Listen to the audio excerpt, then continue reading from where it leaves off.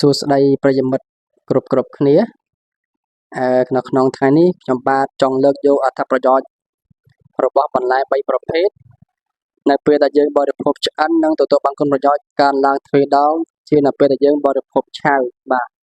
ទី1គឺពេញប៉ោះវាជាបន្លែដែលយើងអាចបរិភោគឆៅក៏បានបរិភោគឆ្អិនក៏បានក្នុងខណៈដែលពេញប៉ោះឆៅ100ក្រាមផ្ដល់លីកូពីនត្រឹមតែ3ទៅ7មីលីក្រាមប៉ុណ្ណោះប៉ុន្តែបើយើងយកទៅចម្អិនយើងនឹងទទួលបានលីកូពីនកើនឡើងរហូតដល់ 25% ដែលលីកូពីននេះគឺជាសារធាតុដែលអាចប្រឆាំងរ៉ាឌីកាល់សេរីក្នុងរាងកាយប្រឆាំងកោសិកាមហារីកសួតប្រឆាំងកោសិកាមហារីកក្រពេញប្រូស្តាតនិងជួយឲ្យប្រសើរឡើងនៅប្រព័ន្ធសរសៃឈាមបេះដូងទី2គឺការ៉ុតគឺជាប្រភេទក្រុមបន្លែដែលផ្ទុកទៅដោយសារធាតុបេតាការ៉ូទីនខ្ពស់ជាងគេក្នុងប្រភេទបន្លែជាមើមបាទដែលបេតាការ៉ូទីននេះគឺជាសារធាតុដែលអាចប្រឆាំងរ៉ាឌីកាល់សេរីបន្ធូរបន្ថយការរលាកផ្សេងៗក្នុងរាងកាយបន្ថយភាពរ៉ាំរ៉ៃពីជំងឺរលាកផ្សេងៗក្នុងរាងកាយបាទទី3គឺប្រភេទបន្លែជាក្រុមស្ពៃដូចជាស្ពៃក្តោបស្ពៃខាត់ណា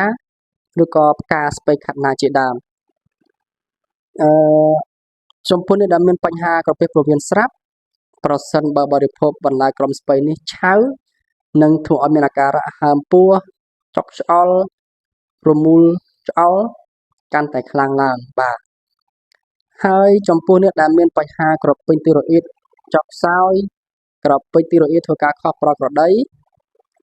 នៅក្នុងបន្លែឆៅក្រុមស្ពៃនេះគឺមានផ្ទុកសារធាតុកូអ៊ីដ្រូចែន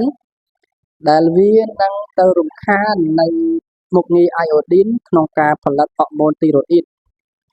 ដែលធ្វើឲ្យក្រពេញទីរ៉ូអ៊ីតកាន់តែចុះខ្សោយនិងរីកមាឌធំទៅដែលយើងហៅថាជំងឺពកកបាទសរុបមកគឺបន្លែ3ប្រភេទនេះមានពេញប៉ោះការ៉ុតបន្លែក្រុមស្ពៃប្រសិនបើយើងបរិភោគឆៅគឺអាចមានបញ្ហាមួយចំនួនចំពោះជំងឺរបស់យើងដូចជាជំងឺរលាកផ្សេងសូមណែនាំពុកម៉ែបងប្អូនទាំងអស់គ្នាគួរតែបរិភោគបន្លែ3ប្រភេទ3ក្រុមនេះ